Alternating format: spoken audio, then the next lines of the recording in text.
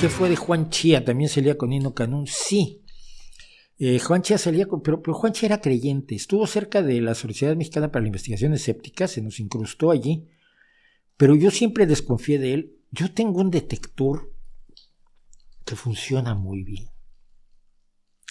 que me ha traído muchos problemas en la vida. Ya sé que yo no soy el tema, no debería contar esto, pero lo cuento de todos modos. Es muy difícil verme la cara.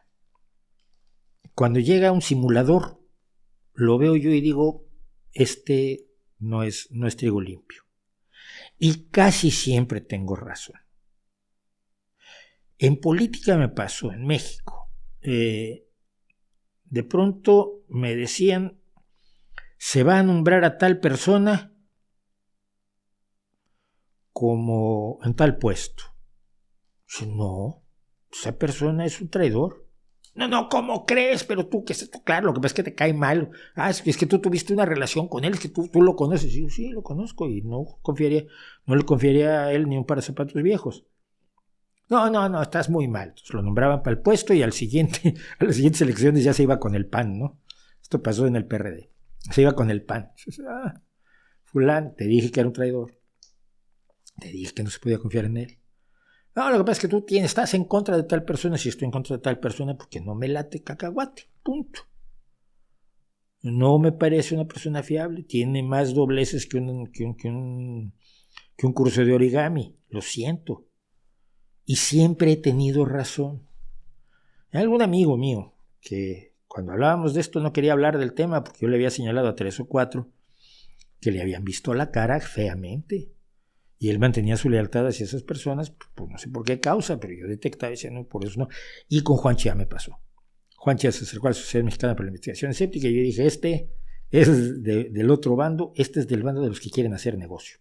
Y fue inmediatamente lo que se puso a hacer, así que espero que le haya aprovechado.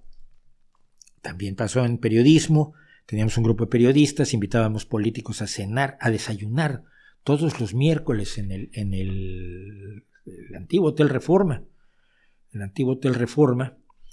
y todos los miércoles iban políticos. Nosotros pagábamos el desayuno para que ellos no se dieran el lujo de decir, yo les pagué algo, no.